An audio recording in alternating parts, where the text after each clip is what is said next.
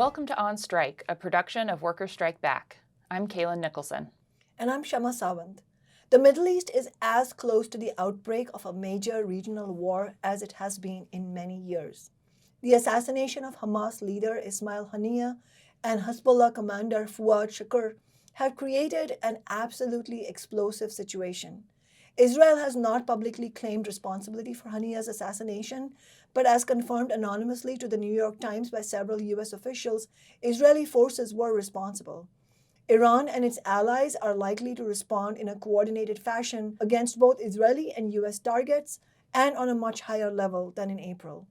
The Biden-Harris regime immediately responded by moving to increased U.S. military presence in the region, deploying a warship, guided missile destroyers, and aircraft. Since then, there has been rocket fire at a U.S. military base in Iraq that injured several soldiers.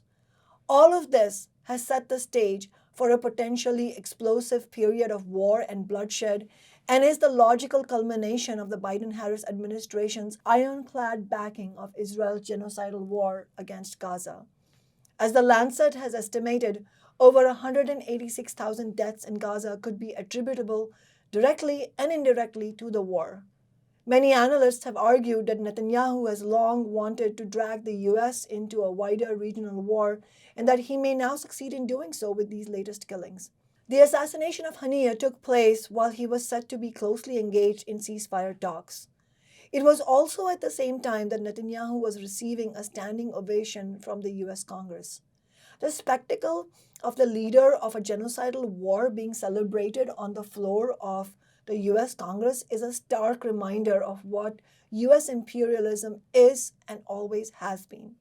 It is not a defender of democracy or human rights, but a ruthless representative of the billionaires. Billionaires who grab at their profits and their material and strategic interests at whatever cost in human suffering and human lives.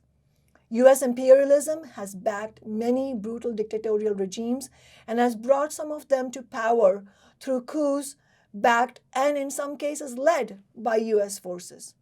The standing ovation in Congress is also a reminder that this war will not be ended on the basis of working people and the anti-war movement supporting Harris or Trump for president. Both are representatives of warmongering parties, of U.S. imperialism and billionaire interests. The Israeli ruling class has long had uncritical U.S. support for policies of occupation and apartheid.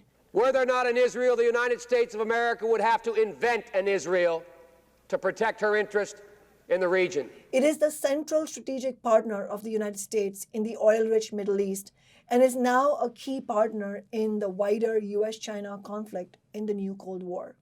Biden and Harris are tried and true supporters of this policy and the current genocidal war.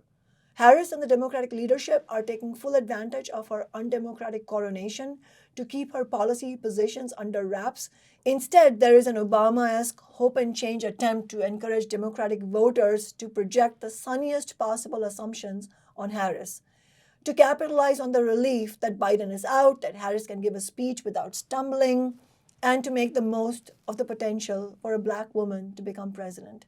But it would be naive to think that anyone other than a 100% tested and reliable advocate for U.S. capitalist and imperialist interests would be crowned in the way Harris was, capping a primary process that has been breathtaking in its lack of democracy, even by the standards of this totally undemocratic party.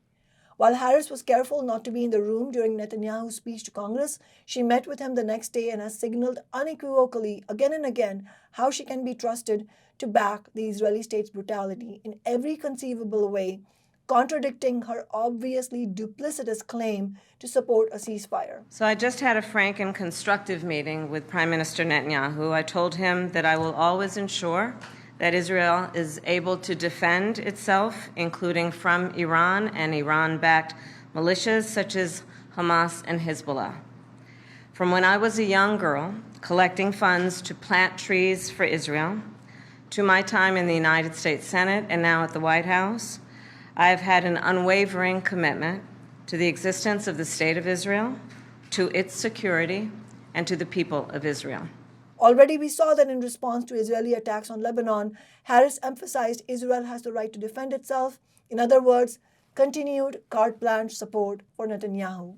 And ultimately, unless the military and political support from US imperialism ends, even any softer statements she makes to encourage illusions in the Democratic base are utterly meaningless.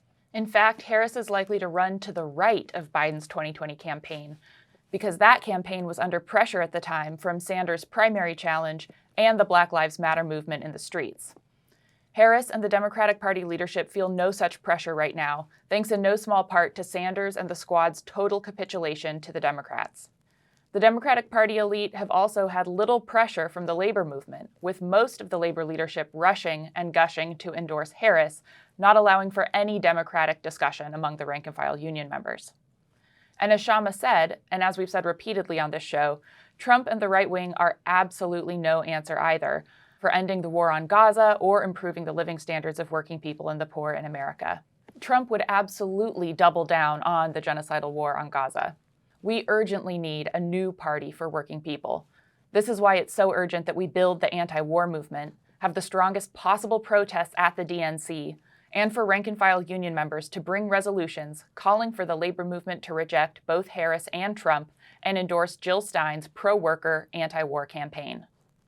Our guest today is Palestinian writer and activist Susan Abulhawa. Translated into more than 30 languages, Susan is the most widely read Palestinian novelist in the world. She is the author of Mornings in Jenin, The Blue Between Sky and Water, and Against the Loveless World. Before we bring Susan in, I want to remind you to subscribe to our channel, and don't forget to go to workerstrikeback.org and register for our rally at the protests at the Democratic National Convention in Chicago on August 20th at 6 p.m. Chicago time. You can register to be there in person with us in Chicago or watch on LIVESTREAM. Either way, it's really important that you're there.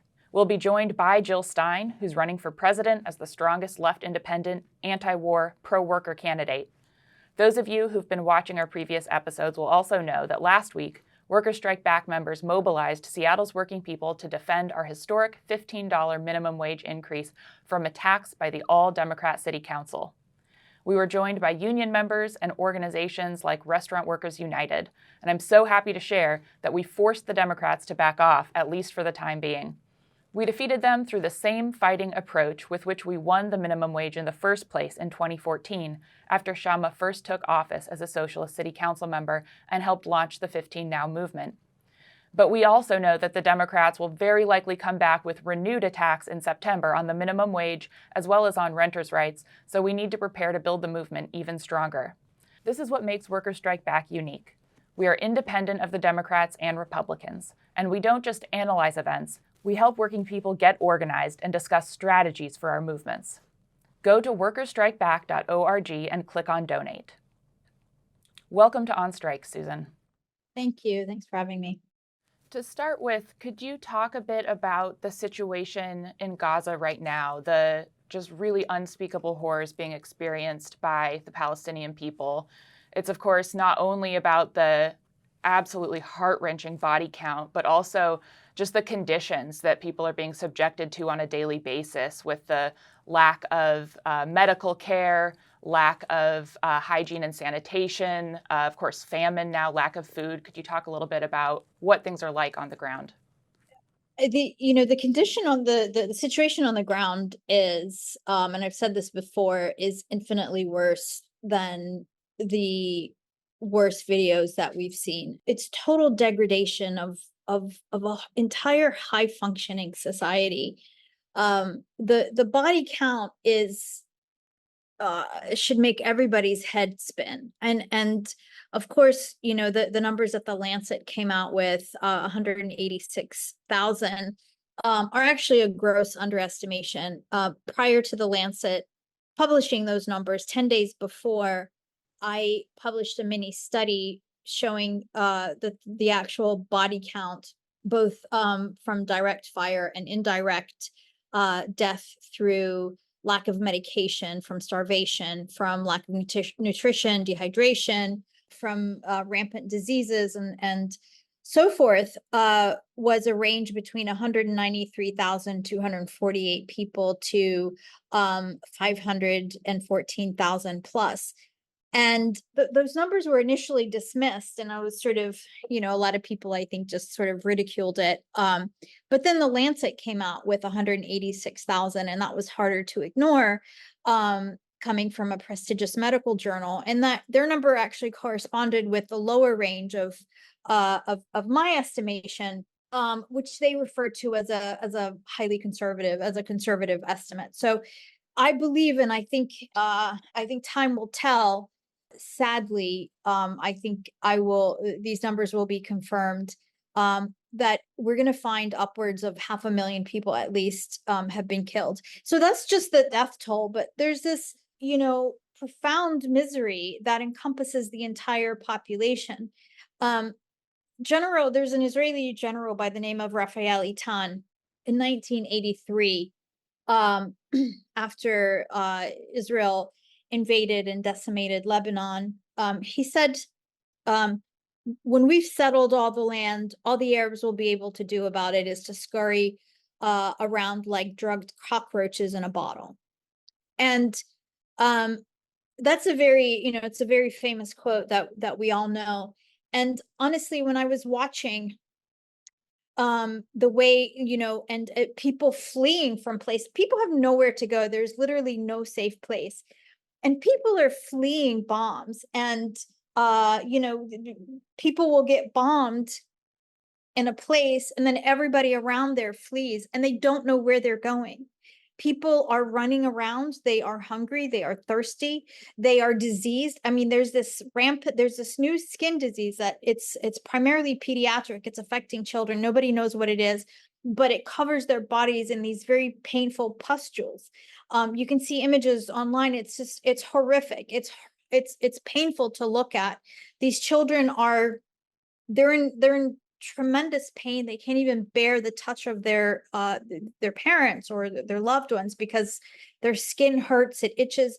So there's that. The polio is spreading. Hepatitis is spreading. So you have these people who are running from place to place. They're hungry. They're terrified. They're thirsty. They're diseased. They're dirty. They can't bathe. And I kept thinking of that quote. And this is what they have wanted to reduce us to. And they found their chance. They have been trying to do this for so long, and they have been talking about it publicly in full view of, and for everybody who wants to pay attention.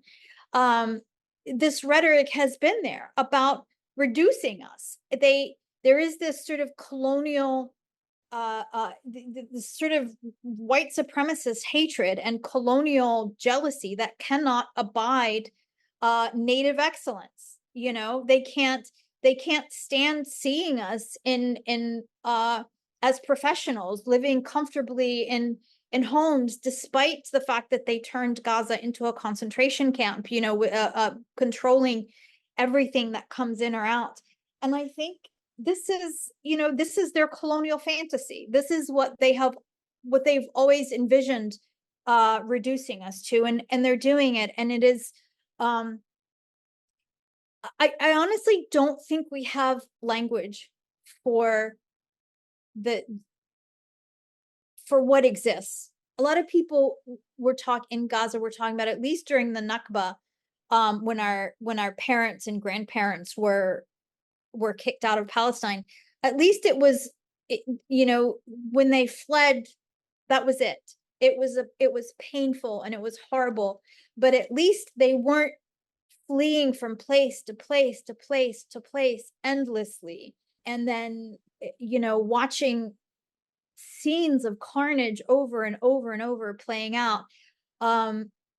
It's just, honestly, I really don't have words for it. I'm a writer. I'm a merchant of words, and I don't have adequate words to describe how utterly horrific the situation on the ground is. Thank you so much for sharing the day-to-day realities that Palestinian people are facing, and it is just extremely painful to hear. And as if the conditions that exist right now aren't bad enough, we are now seeing the prospect of the war widening out in the Middle East. Now we have had these high-profile assassinations, and predictably, the vowed response from Iran, which is going to happen in coordination, very likely with Hezbollah and Yemeni Houthis and so on. And you saw the rocket fire directed at the US naval base and military base, and then we are going to see retaliation on that. We've already seen, even before that, the Biden-Harris regime deployed a warship, destroyers, and other military assault equipment to the region on top of their equipment there that they already have in their military bases. And all of this is pointing to, obviously, as we see on the news very clearly, the prospect of an explosive war. Can you talk about what you think about how these things are going to play out? Are we standing on the brink of a regional war? What is that going to look like for people in the region? To be clear, Israel has conducted one provocation after another, and this is the assassination of Ismail Haniyeh in Tehran. To add insult to injury, is the latest in a series of provocations. They want to light the region on fire. They want to burn it to the ground. And everybody else has acted in a very measured way. I mean, honestly, Iran has been the only adult in the room, if you consider the multitude of provocations and their very measured response. But Israel keeps escalating, and they keep making the next provocation even worse, to the point that, they want to ensure a response from Iran. And ironically, the United States and the West they keep talking about Iranian aggression as if it's just, just perpetuating the sort of idea of the dangerous, irrational, crazy Muslim. And that's the narrative that's being put forth in Western media. And at the same time, they are talking, they're calling for de-escalation, etc. And yet the United States is sending, their warships to the region. The gaslighting is another level. Yes. Nobody wants, I was talking to a friend of mine in Gaza, just sort of half joking. I said, we were talking about like the possibility of Hezbollah getting dragged into this and them shifting their attention to the north. And I just said, maybe like them shifting to the north will take some of this firepower away from you, just to give you some breathing room. And her answer, typical of Palestinians, was like, I don't wish this on our family in Lebanon. I don't wish this on anybody. I don't want it, And I was sort of, I felt like ashamed of myself for saying that, because we don't, I mean, Israel is literally it's this killing machine. It's what they do. And I don't know, nobody seems to be standing in their way. And there's no legal body that will stop them. There is no diplomatic body that will stop them. There is no court. There's nothing. And the United States is backing them to the hilt, and they said that they will continue to back them. So I don't see any way out of this, except a full-fledged war, which is terrifying. It's just this aberration of life that's called Zionism has been thrust upon us, and it is, I think history will look at the establishment of this, aberration as a state, as one of the greatest political blunders of our time. You're completely right. It's been clear since the very beginning that Netanyahu has wanted this to escalate into a wider regional war. And for me, just hearing you talk about as you said, just unspeakable horrors, unimaginable horrors already being experienced by the Palestinian people, and then trying to wrap my head around the now increasing likelihood of things getting even worse, of this escalating into an even more deadly, even more intense regional war. all I can think about is the urgency of building the anti-war movement in the US. I feel like the closer we get, the more we see these escalatory steps by the US towards regional war, there's a proportional increase in the urgency to build the anti-war movement, to strengthen the anti-war movement in the US. And of course, we can't talk about... And really, we need that to be an international movement. Exactly, yes. We need an international anti-war movement. And we, in the United States, have a key role to play in that. And we can't talk about building the anti-war movement in the US, of course, without talking about the US presidential election. I'm curious, how effective do you think the uncommitted and abandoned Biden in the primaries, those movements have been so far? What do you think right now of the efforts to build pressure on the Democratic Party in the context of the election? And what can we do, at this point and going forward? What can we do to strengthen the anti-war movement, strengthen pressure on Biden and Harris?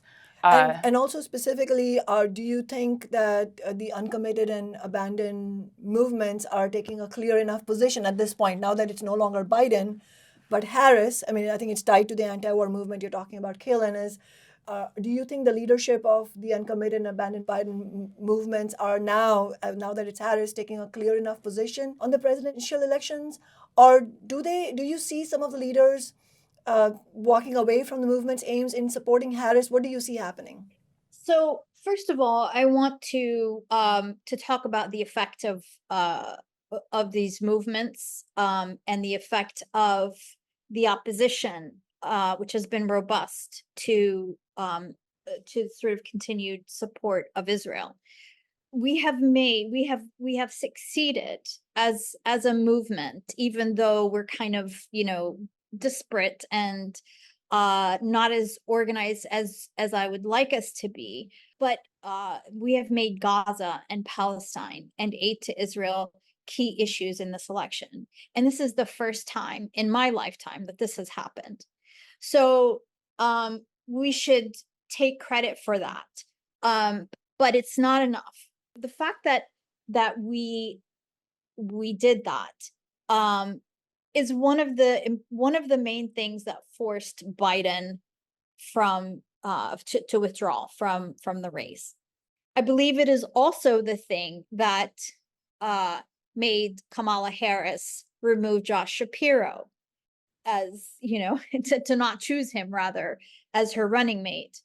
But now that there's this sort of appearance or new narrative of a stronger Democratic ticket, there seems to be a kind of relaxing and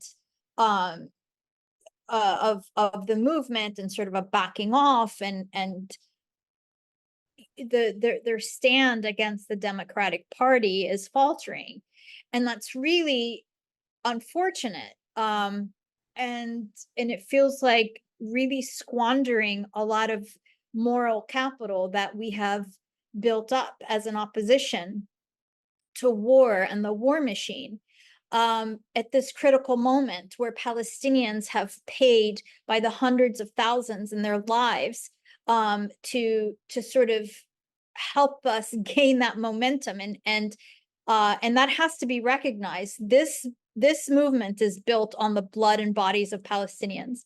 And for people to falter at this moment because they think, oh, well, Harris is not as bad, or, this guy's rhetoric wasn't quite as bad, we think we can work with them without making any real demands of them in advance, is really squandering the capital that we have built up. And it is also an insult to the spilled blood in the memory of and the ineffable pain that Palestinians have endured and continue to endure.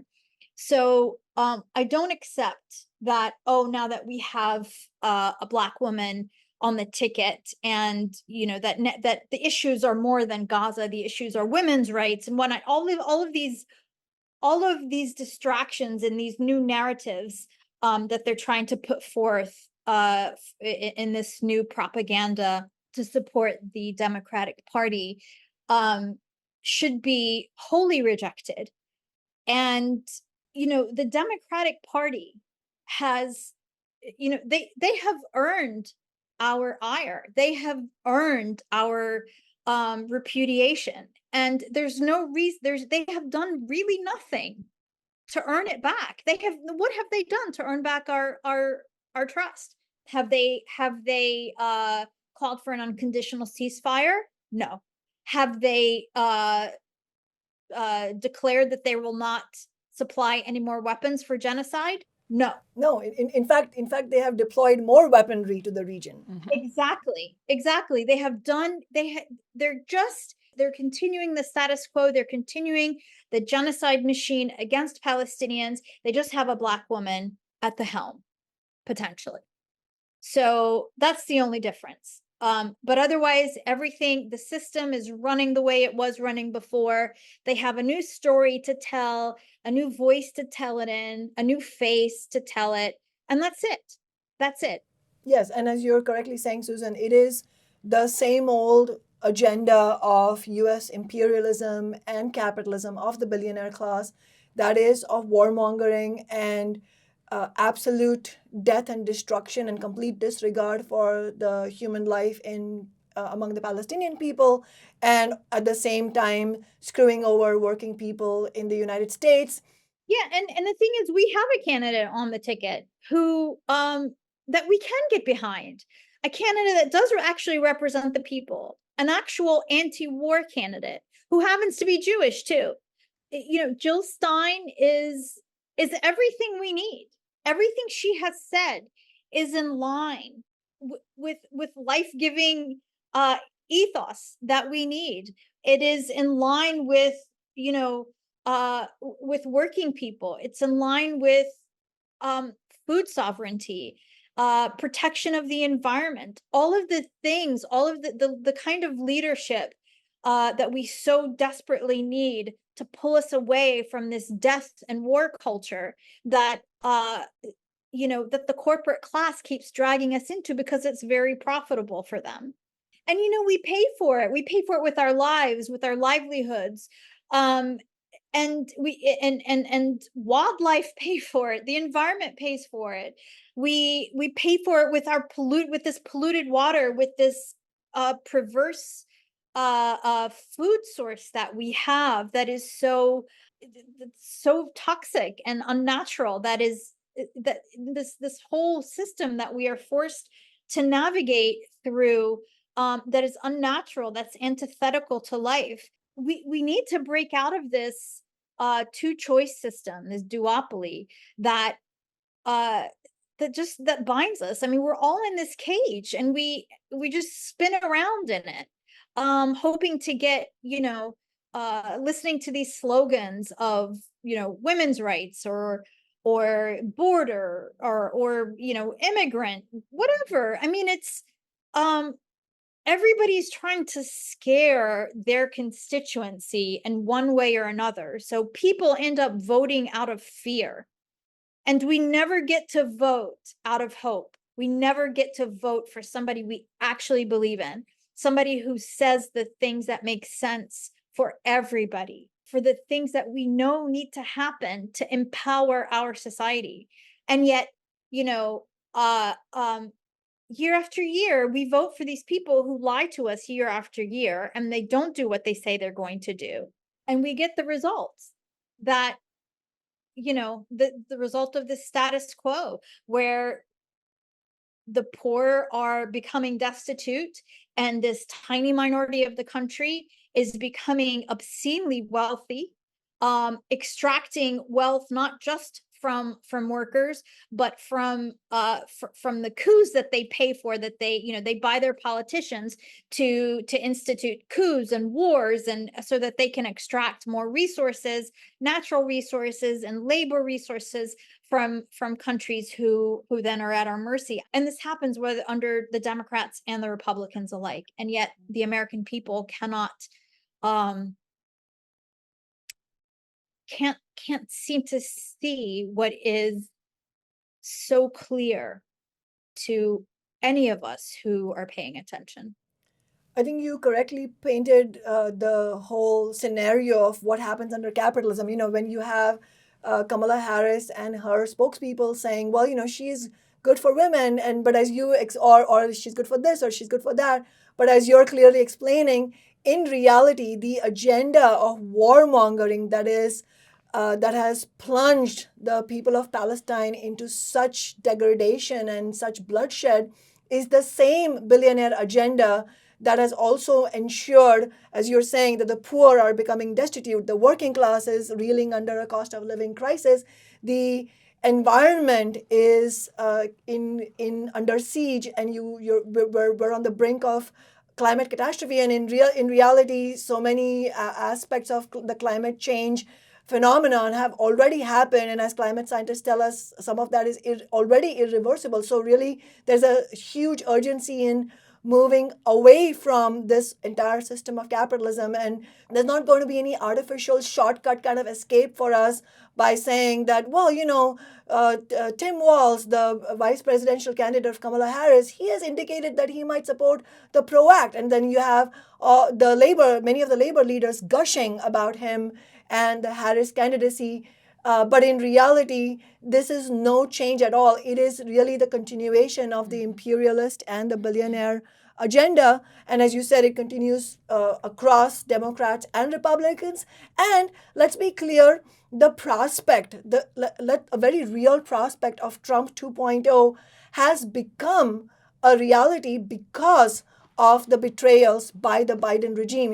Trump already had his 4 years. If the Democrats had any semblance of loyalty to the needs of the working class, had any idea that they should stop supporting the Israeli state's military machine, then automatically it would have had a lot of impact on working people. To see that, okay, maybe they are on our side. But in reality, neither the Republicans and right populism nor the Democrats are on our side. And it's really important that you mentioned Jill Stein. In fact, Susan, you and I met at a Jill Stein rally recently over Zoom. And as you know, Workers Strike Back, just after that, a week after that meeting, we had our first Zoom conference as Workers Strike Back as a national organization. And we had a democratic discussion and debate and endorsed Jill Stein. I also wanted to mention and get your thoughts on this because it relates to what you were just saying, that the Arab American Anti-Discrimination Committee recently conducted a poll of their Arab and Muslim American members, and it showed that the support for Jill Stein is very high. It's over 45%. And certainly Kamala Harris now in that poll has 27%, which is far greater than Biden's very rock bottom 7% support. But it shows that even after Harris entering the race, many working people do think that Harris is not the answer and that there is real support for Jill Stein, but also there is such a media blackout, corporate media blackout on Jill Stein. Can you talk about, what are the steps that working people who want a Jill Stein type of candidacy, which is pro-worker, anti-war, what steps we need to be taking right now? And I know that after this recording, you are actually heading to a protest in Philadelphia where apparently Harris is making an appearance. Yeah. It's not just the corporate media that's having a blackout on Jill Stein, but also a lot of leftist media who have decided that they're so scared of Trump that they call themselves progressive, but it's shocking how they too will fall in line. And I think it requires just some moral clarity and moral courage to, the way we break out of this two-party system is to not vote for it. Is to just go in and vote your conscience. We have to first make sure that Jill is on the ballot in all states, all 50 states. And for folks who are in states where she's still not on the ballot, we need to collect signatures to make sure she gets on the ballot. We need to raise money for her and to get her the funding she needs to wage a robust campaign. I think if Jill were allowed, if we could get her into the debates, I think it would be clear to Americans who the right choice is, which is why, both the Democratic and the Republican parties conspire to keep third parties out, except when the billionaire class want them in. Yes. This is really true. I don't know if you remember when Ross Perot, it was the only time in my lifetime, the only time a third party was in the debates. And the reason for this, it wasn't because the American people made it so. And that's sort of the narrative. But it was because they wanted to defeat George Bush. George Bush Sr., he had held up it was like a $10 billion grant to Israel for a settlement expansion. And he was putting the kibosh on it. And so he needed to go out the door. And the way to do that was the same way that they split the vote during Woodrow Wilson's tenure, was to get another candidate on the, to split the Republican vote. That's what happened in 1912, and it's what happened when Ross Perot was in. So he was in there because both Zionists and the billionaire class wanted Clinton to go into office.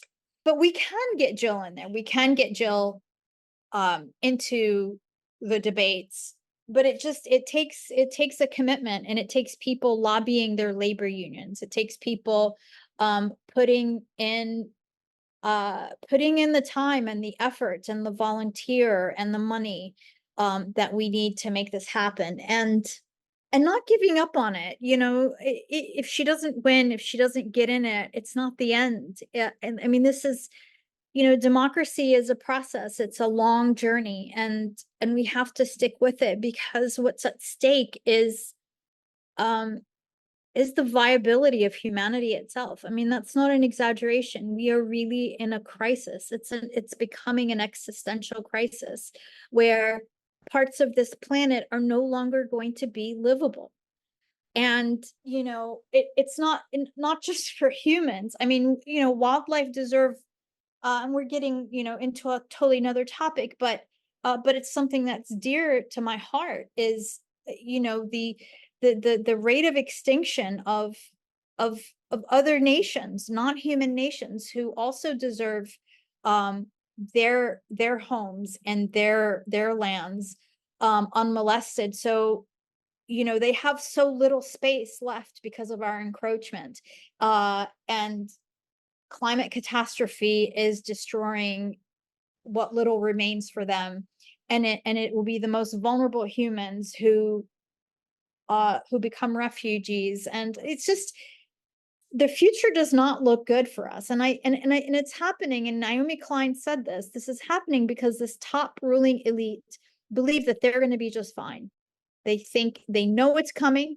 They're building their bunkers, and they're already talking about how they want to get rid of a large portion of humanity, because there's too many of us on the planet, taking too many resources away from their coffers, I presume. But they're doing it because they think they're going to be fine. There'll be enough people left to rebuild and serve them. So Yes, you're absolutely right that this is, it's not just about the war or just about the cost of living crisis. All of this is connected to the complete dead end that is offered by the capitalist system as a whole. And the people who are going to face the brunt, especially immediately, are going to be the most vulnerable, the poorest, the working class, and also other species living on our planet. And I think concretely it does behoove the left to talk about actually today what are the steps we need to take in order to carry that movement forward in actuality. And as a revolutionary socialist myself, and Galen being the same, I think we share your feelings about how even sections of the left have not actually joined us in a unified way to build the campaign of Jill Stein. In our view, we don't believe that there is a prospect for Jill Stein to win. But the point, and also if somebody like her actually won with the agenda that she's running on, the $25 an hour minimum wage, end to the war, Medicare for all, it's not some peaceful process. I mean, the ruling class under capitalism will go to absolute war against any such agenda. I mean, the very fact that Bernie Sanders was running with some aspects of those that type of campaign meant that they had to annihilate his campaign in both the 2016 and 2020 primary. So we don't in any way expect that this is going to be some peaceful process. That is why we are revolutionary socialists, because we believe that it will actually take a massive political fight back, which needs millions of people to join in. But concretely, as you're saying, today in this presidential election context, it is crucial for us to get behind the Jill Stein campaign and to fight for the largest possible vote. And in our view, that is strategically extremely necessary, because we need to build the first steps of a new party for working people, because the ties of left and liberal leaders to the Democratic Party are a complete sort of paralysis or stymieing of movements as a whole. Just to give you one example, which I'm sure you know about, the 6 major unions, including the auto workers, including the National Education Union, they passed a unified resolution, and it's quite unprecedented in what it is, which is a unified resolution representing 6 million, I think it was 7 unions, but representing 6 million workers, union members. And this resolution is calling for an end to U.S. military funding for the Israeli state's war machine. But every single of the unions, let me be clear, the leadership of every single one of these unions had endorsed Biden and then rushed to endorse Harris. And so in our view, that is preventing the anti-war movement from building in the way that it needs to, because how can you say you're against warmongering and then turn around and gushingly support the warmonger in chief and then his vice warmonger in chief? That is just no way forward. And that is why we are calling for rank and file union members to pass resolutions, push to pass resolutions in their own unions for calling for the labor movement to reject Harris, reject Trump, that we need a new party for working people. Yeah, no, absolutely. I think everything you were talking about, Susan, that working people can do and need to do to, build the momentum of Jill Stein's campaign, make sure there's ballot access in all 50 states. I completely agree with all of that. But I think in addition to, making sure people know about Jill and can vote for her. And when I've been out talking to people, at Pride, for instance, with a ballot access petition for Jill Stein in Washington State, many people that I talked to had never heard of her, had no idea she was running. But as soon as I told them just the bullet points of her platform, what she's running on, they were like, oh my gosh, wow, that's incredible. Thank you so much for being here. Thank you so much for telling me about her. How come I haven't heard of her before? Of course I want to support. This is exactly what I've been looking to see in a candidate. So we have to do what the not only corporate, but unfortunately section of the left media won't do, and make sure people know about her candidacy and her campaign and what she's running for, that she is an option, make sure she's on the ballot everywhere, that people can actually vote for her. But then also, I think, as Kshama was saying, we need to, for the sections of the left that aren't on board yet, there's a fight to be waged there as well. And Kshama mentioned in labor unions with resolutions, rank and file union members fighting to rescind endorsements of Harris if their union has done that already, and talk about, endorsing Jill Stein as an alternative. I mean, the amount of money that the labor movement, that labor unions pour into the Democratic Party every election cycle, it's staggering. If that money could go instead behind building an actual working class political force, could go into Jill Stein's campaign, could go into building the that would be absolutely transformative, right? And I think there is also, part of what that task involves is countering the lesser evilist arguments that for a layer of people are still the thing that's blocking them from getting on board, right? For some people, it's just they haven't heard about Jill yet. For some people, it is that they are genuinely afraid of Trump, which is completely correct, right?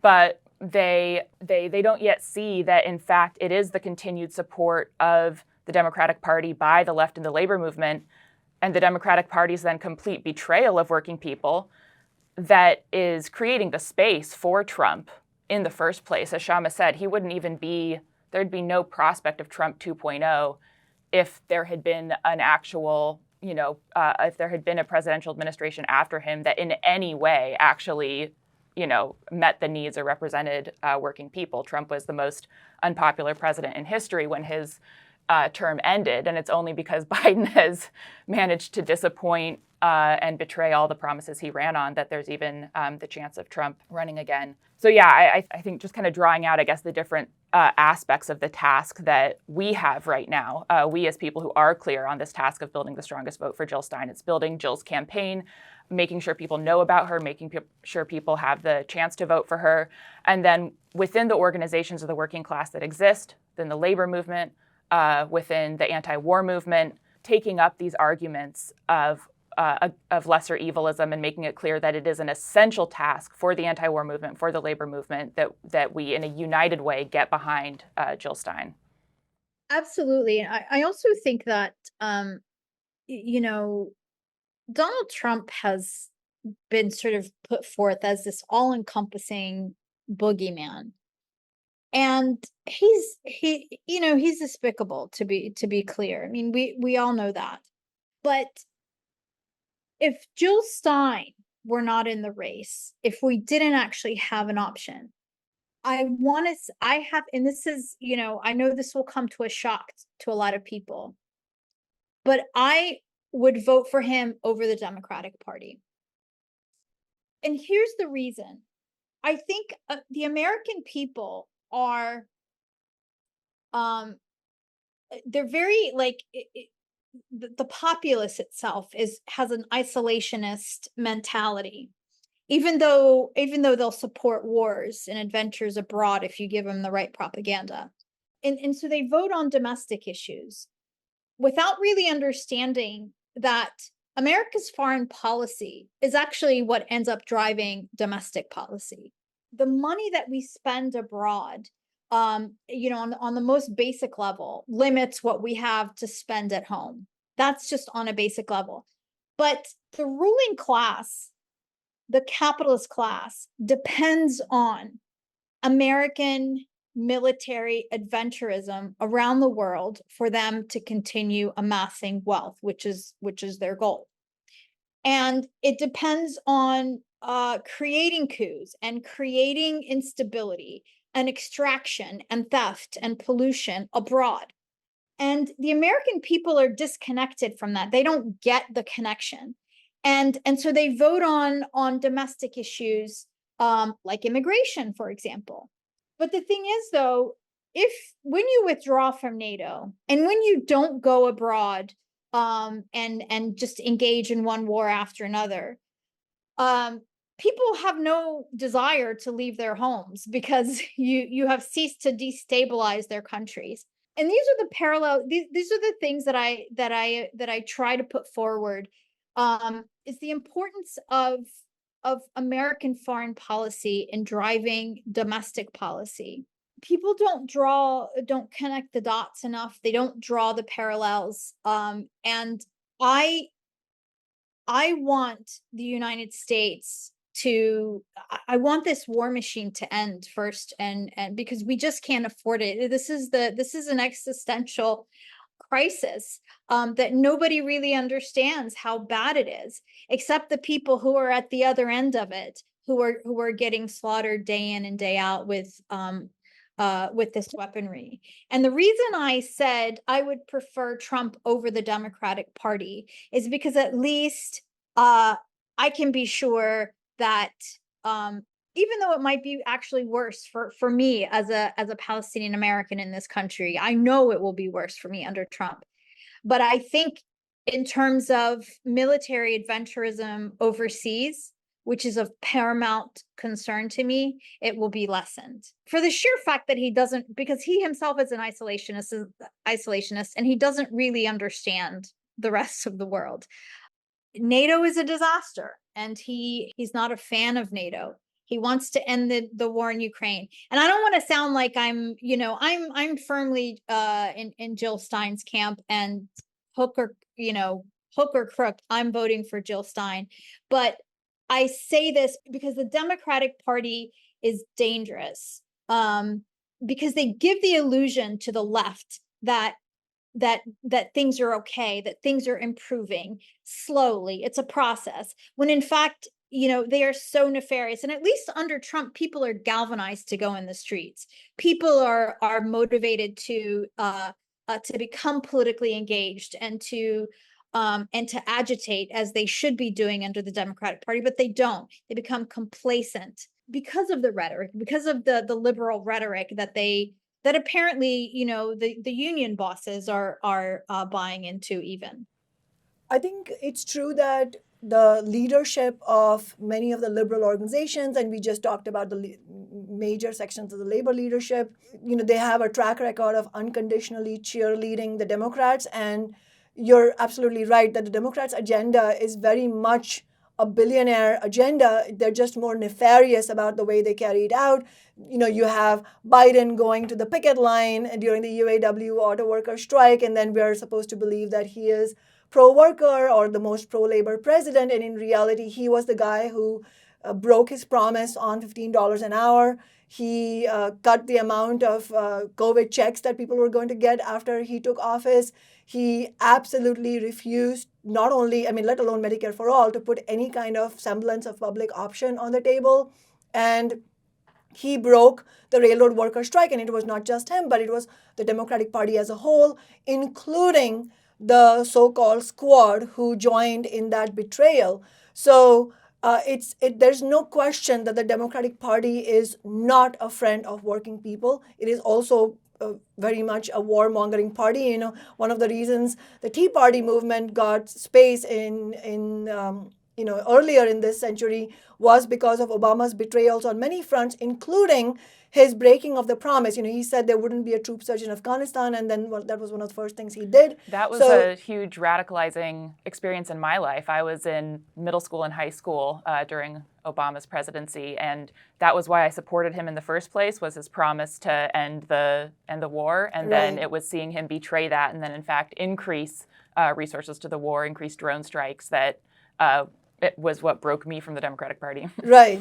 Exactly. And so the space for the right wing, the space for Trump is being created by the continued betrayals of the Democratic Party and by the reality that neither the Democrats nor the Republicans stand with working people. They are both warmongering parties. But then you have a figure like Trump, who is a con man, who says he's the friend of forgotten men and women, but in reality what he did was carry out tax cuts for the wealthy, and those tax cuts were continued under Biden.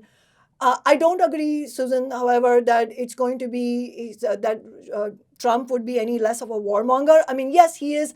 The reason the majority of the U.S. ruling class, the majority of the billionaires would prefer Harris much more than Trump is because he is a bit of a rogue element.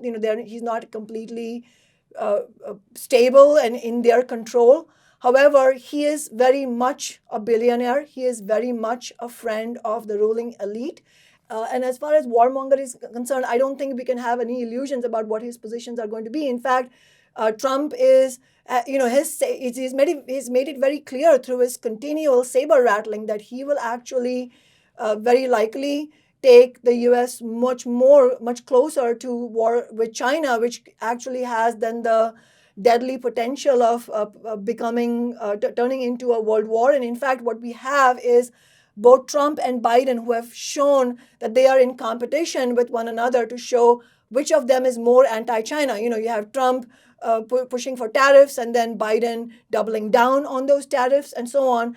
So I think all of this shows that in reality, we absolutely cannot have illusions in Trump, whether it is for addressing the cost of living crisis for working people in the U.S. or ending the war on Gaza. I think we have to be crystal clear. There's neither of these two people are options. We will move the American embassy to the eternal capital of the Jewish people, Jerusalem. And we will send a clear signal that there is no daylight between America and our most reliable ally, the State of Israel. Obviously, all of this also connects to what we were talking about earlier, the need to strongly support Jill Stein. And so just before we let you go, Susan, I know you are heading to this protest against Kamala Harris. If you can talk a little bit about, just the connection between the war on Gaza and also what's happening to working people in the U.S. You already touched on it a little bit about how all the tens of billions of dollars that are being spent to annihilate the Palestinian people actually the war should end, and that money should be used for improving the lives of working people in the U.S. I mean, that's certainly that's a part of it, and it's an important part of it. But one of the things that Gaza in many ways is an experiment of empire. It's probably the most macabre experiment of empire, but it is an experiment to see what they can do and get away with. They are testing the limits of our tolerance. And people think that this is, and Americans in particular, Westerners think, well, this is, far away, doesn't really affect us. It's awful. And some Americans take a stand. But in general, people think that it's not going to affect them. It's not going to touch their lives. That kind of violence is never going to touch them. But already we see, I mean, we're seeing it in England and in Britain now, these violent right-wing thugs just sort of rampaging through the streets, setting fire to the people that they don't like, the lives of the people they don't like, to mostly Muslims, but not just Muslims, but Black and Black Brits and African Brits and other immigrant communities, Asian Brits. And it's just, it's an emboldening of these white supremacist colonial instincts that the West has always possessed, but has sort of pretended to have them in check. And this is just the beginning of what they're going to unleash. Modi has already been talking about using a quote unquote Israel solution in Kashmir. So what's happening to people in Gaza affects us economically, and it will affect us materially in other ways. And, not to mention, like, there's also a moral and spiritual aspect to this. I mean, anybody watching what's happening in Gaza, anybody with a conscience is traumatized beyond belief. What does this do to us? What does this do to humanity? What does it do to our psyches to watch day in and day out beheaded babies, limbless, burnt bodies, babies buried alive, mothers screaming, people being burned alive in front of our eyes? And it's not once or twice, it's every single day for 300 days in a row. What does that do to us as a species? We are watching this. So, the idea that this is a far away, quote unquote conflict is disillusionment.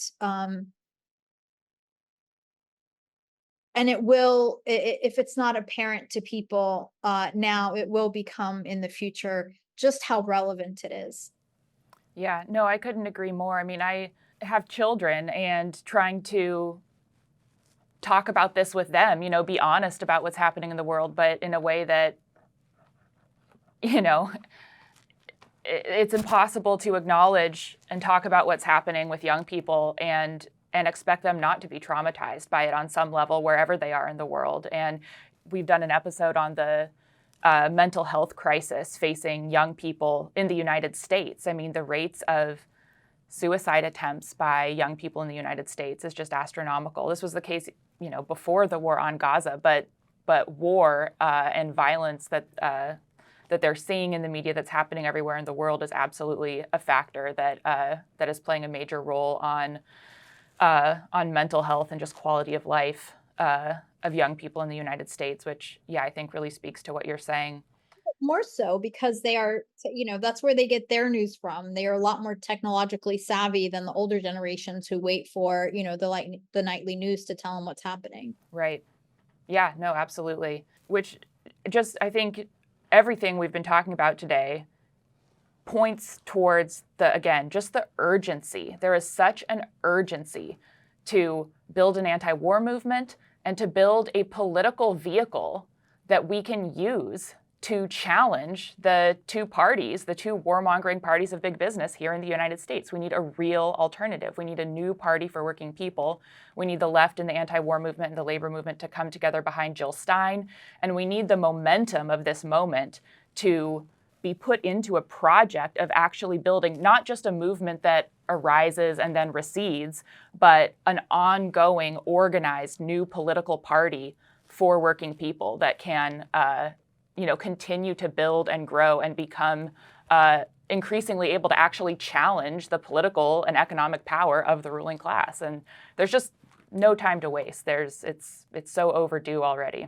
We need a new world order. We need a power sufficient to alter the order of this world away from capitalism towards sustainability, towards a kinder way to move through the world, to exist in the world in a way that's not predatory, with everything that we touch, in a way that's not toxic. It is absolutely unsustainable, and we are going to pay a heavy price, probably in our lifetime, in my lifetime. This is, the real catastrophe is coming. It's going to be environmental. It's going to be military. It's this warmongering machine that just is insatiable. And when the reckoning comes, they're going to go into their bunkers, they've been busy building and buying islands left and right, to take refuge in. It feels clear to me what's coming. All the scientists are telling us, all of the analysts are telling us. What we can see with our own eyes is telling us that we are in an existential crisis, and that's coming. And the very order, the very international order under which we live needs to be altered.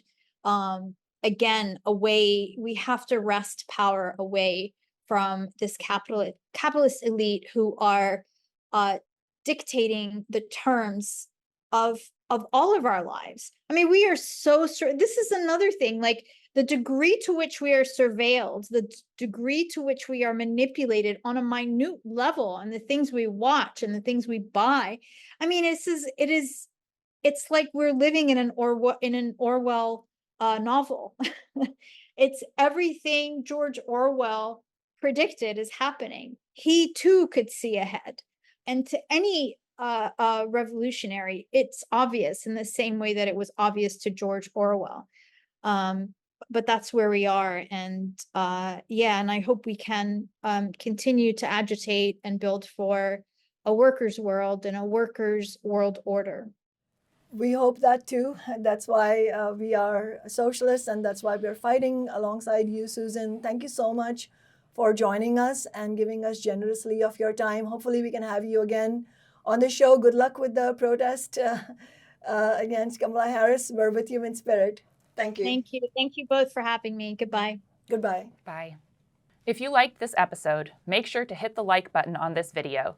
If you've been watching On Strike, you'll know that we provide an analysis from the point of view of working class people about the problems we face in our daily lives under capitalism. In every episode, On Strike also presents a strategy for working class movements to fight back and win. That's why we need your support for On Strike. Subscribe to our On Strike channel on YouTube and become a member of Workers Strike Back to help ensure we can continue to organize to rebuild a fighting labor movement. By becoming a Workers Strike Back member, you can also help this broadcast. We don't run any ads, we don't accept any corporate money, and we rely entirely on donations from working people. Go to workerstrikeback.org and click on Become a Member. Solidarity.